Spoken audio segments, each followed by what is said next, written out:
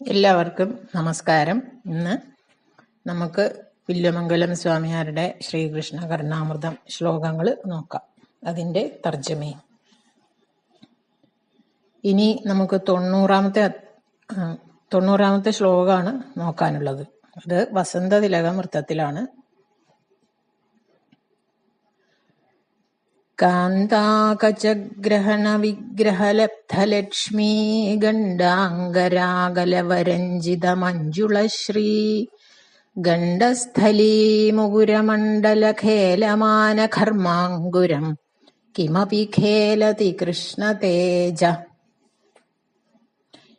ശ്രീലക്ഷ്മി തന്മുടി പിടിച്ചു വലിച്ചു ചേർത്തു ഗണ്ഡത്തിലൊന്നു മുകരാൻ തുനിയുന്നവാറേ ആലിംഗനത്തിലമരുന്നൊരു മേനി തന്നിൽ തൂവേർപ്പൊടുത്തു കളിയാടി വരുന്നു കണ്ണൻ.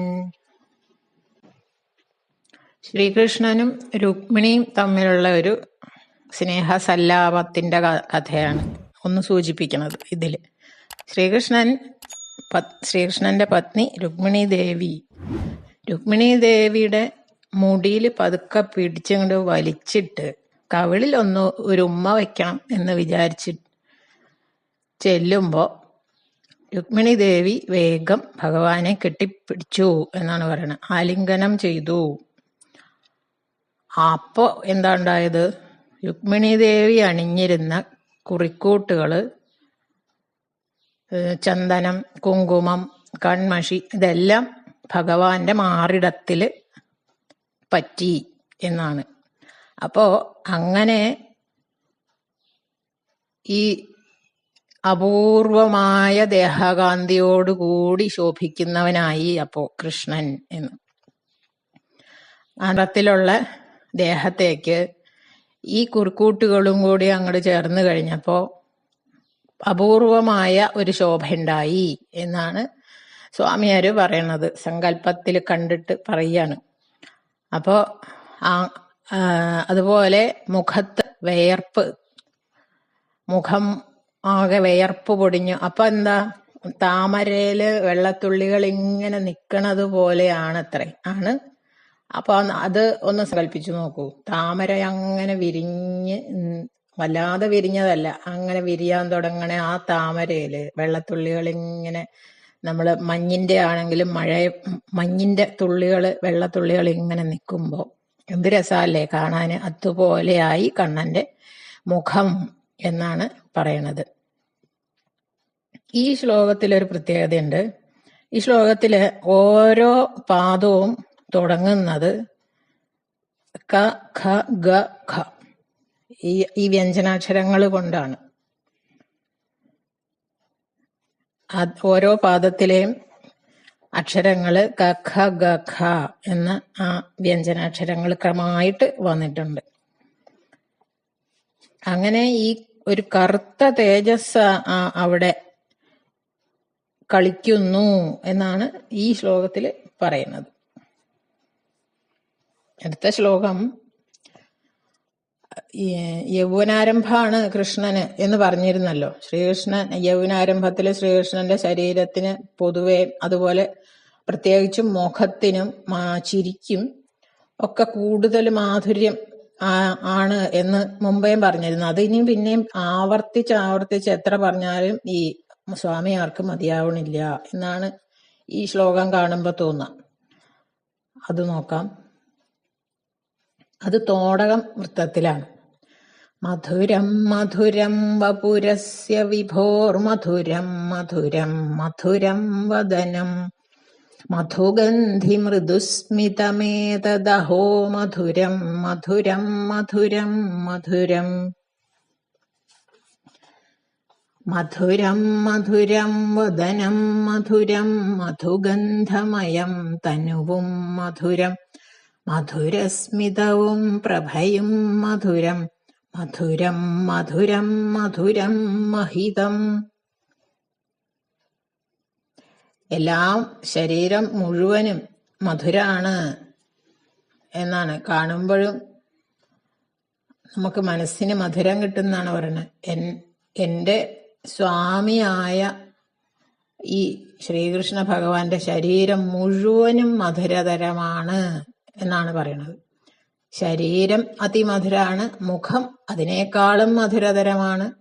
ആ മുഖകമലം, മുഖത്തിനെ താമരയോടാണല്ലോ ഉപമിക്കണത്. അപ്പൊ ആ താമരയിൽ തേനുണ്ടാവും.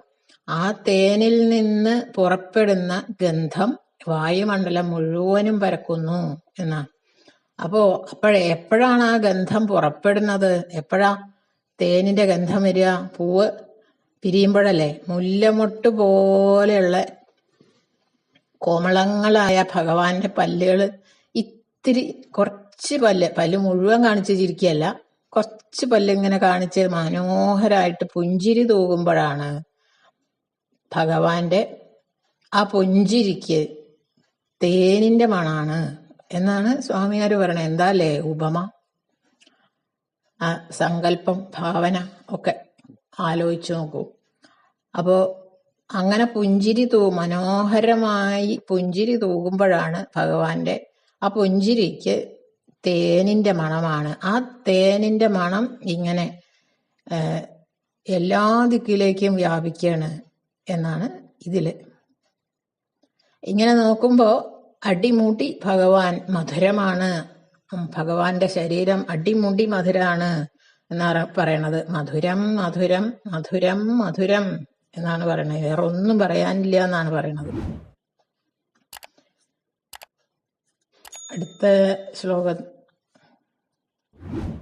അടുത്ത ശ്ലോകം പഥ്യാവക്ത്രം എന്ന വൃത്തത്തിലാണ്.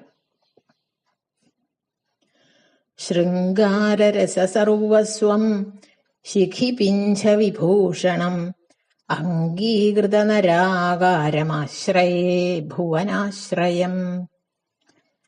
ശൃംഗാരരസമേറുന്നോൻ തലയിൽ പീലി ചാർത്തിയോൻ മാനുഷാകാരമാർന്നുള്ളോൻ ലോകേശനന്റെ ആശ്രയം.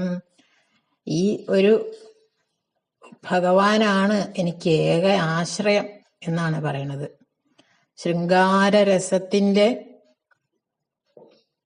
ലോകത്ത് എങ്ങനെ ഒക്കെ ഏതൊക്കെ രീതിയിലുള്ള ശൃംഗാരരസങ്ങളുണ്ടോ അതെല്ലാം കൂടി ഇങ്ങനെ ഒരു ശരീരം എടുത്തു വന്ന് നിൽക്കുകയാണ് എന്നാണ് പറയുന്നത്. അങ്ങനെയാണോ എന്ന് തോന്നിപ്പോവും എന്ന്.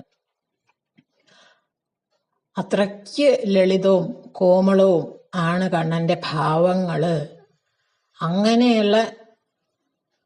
അങ്ങനെയുള്ളവനും തലയില് ആഭരണമായിട്ട്, അത് പണ്ടേ ഉള്ളതാണല്ലോ. തലയിൽ ആഭരണമായിട്ട് എന്താ ഉള്ളത്? മയിൽപ്പീലി കൂടിയവനും ചാർത്തിയവനും. പിന്നെ മനുഷ്യാകൃതി ധരിച്ചാണ് ഭഗവാൻ. ഈശ്വരൻ എന്ന് പറഞ്ഞാല് ഒരു രൂപം ഇല്ലാത്തവന്, അരൂപിയാണ് ഭഗവാൻ. പക്ഷെ ഇവിടെ നമ്മളെ അനുഗ്രഹിക്കാൻ വേണ്ടി ഭഗവാൻ ശരീരം എടുത്തു വന്നിരിക്കുകയാണ്. അപ്പൊ ഇങ്ങനെയൊക്കെയുള്ള ശരീരത്തോട് കൂടിയവൻ ആണ്. ത്രിഭുവനങ്ങൾക്ക് മുഴുവനും ആധാരാണ്. 3 ലോകങ്ങൾക്കും ഭഗവാനാണ് ആധാരം. വേറെ ആശ്രയം വേറെ ആരുമില്ല. അങ്ങനെയുള്ള ആ ഭഗവാനെ എനിക്കും ഏക ആശ്രയം ഈ ഭഗവാൻ മാത്രാണ്. ആ ഭഗവാനെ ഞാനിതാ ശരണം പ്രാപിക്കുന്നു. എല്ലാ ലോകങ്ങൾക്കും താങ്ങായിട്ടുള്ള ഈ ഭഗവാനെ ഞാനും ശരണം പ്രാപിക്കുന്നു എന്നാണ് ഈ ശ്ലോകത്തിൽ പറയുന്നത്. അടുത്ത ശ്ലോകം കൂടി നോക്കാം അല്ലെ. നാദ്യാപി പശ്യതി കദാചന ദർശനേന ചിത്തേന ചോപനിഷദാ സദൃശാം സഹസ്രം സത്വം ചിരം നയനയോരനയോപദവ്യാം സ്വാമിൻ കയാനു കൃപയാ മമ സന്നിധൽസേ. വേദത്തിലൂടെ ചിലർ കഷ്ടതരം സുദീർഘം ധ്യാനത്തിലൂടെ പലർ നാമജപത്തിൽ നിന്നെ കാണാൻ ശ്രമിച്ചവരു തോറ്റുമടങ്ങി. എന്നാൽ നീ എന്റെ മുന്നിൽ ദയയാർന്നു വരുന്നു ഭാഗ്യം. വലിയ വലിയ യോഗീശ്വരന്മാര്, എല്ലാ ശാസ്ത്രങ്ങളും വേദങ്ങളും അതിന്റെയൊക്കെ മറുകര കണ്ടിട്ട് തത്വജ്ഞാനികളായ വലിയ വലിയ വിദ്വാൻമാര്, യോഗികള്, അവര് ഒരുപാട് കാലം ഇരുന്ന് ധ്യാനിച്ചിട്ടും അവർ ഈ ഭഗവാന്റെ ഈ ഒരു രൂപം കാണാൻ അവർക്ക് സാധിച്ചിട്ടില്ല. പിന്നെ ഒരുപാട് കാലം പലതരത്തിലുള്ള സ്തോത്രങ്ങളെ കൊണ്ട് ജപിച്ച് സ്തുതിച്ച് പലതരത്തിലുള്ള സ്തോത്രങ്ങൾ സ്തുതിച്ചിട്ടും ഈ ഭഗവാനെ ഒരു ദർശന സുഖം അവർക്ക് കിട്ടിയിട്ടില്ല. പിന്നെ അങ്ങനെ ഇരിക്കെ, അങ്ങനെയുള്ള ഒരു ഭാഗ്യം ആർക്കും കിട്ടിയിട്ടില്ല എന്നാണ് വല്യമംഗലം പറയുന്നത്. അങ്ങനെയാവുമ്പോ എന്റെ മുമ്പിൽ വന്ന്, ഈ സാധുവായ എന്റെ കണ്ണുകൾക്ക് മുമ്പിൽ വന്ന് ഭഗവാനങ്ങനെ കളിയാടിക്കൊണ്ടിരിക്കുന്നു. അതാണ് പരമകൃപാലുവാണ് അവിടുന്ന്. അയ്യോ, ഒന്നുമല്ലാത്ത എന്റെ മുമ്പിൽ, പരമസാധുവായ എന്റെ മുമ്പിൽ വന്നിട്ട് അവിടുന്ന് ഇങ്ങനെ കളിയാടി നടക്കുന്നത് അതിശയാണ് എന്നാണ് പറയണത്. അങ്ങയുടെ കൃപാവൈഭവവും അതീവ വിശ്വസിക്കാൻ പറ്റണില്ല. അതിശയനീയം എന്ന് പറയുന്നു. അതാണ് ഈ ശ്ലോകത്തിൽ പറയണത്. ആർക്കും എത്ര യത്നിച്ചിട്ടും ഭഗവാനെ ഒന്ന് പ്രത്യക്ഷത്തിൽ കാണാൻ സാധിക്കുന്നില്ല. പക്ഷെ വില്യമംഗലത്തിന്റെ മുമ്പിൽ വന്ന് അങ്ങനെ കളിച്ച് നടക്കണ കൃഷ്ണനെ കാണാൻ പറ്റണം. അതാ ഭഗവാന്റെ കാരുണ്യം. എത്രയാണ് എന്നോട് എന്ന് പറയാൻ പറ്റണില്ല എന്നാണ് സ്വാമിയാര് പറയണത്. അത്ഭുതമല്ലേ? അടുത്ത ശ്ലോകങ്ങളുമായി അടുത്ത തവണ വരാം. എല്ലാവർക്കും നന്ദി, നമസ്കാരം.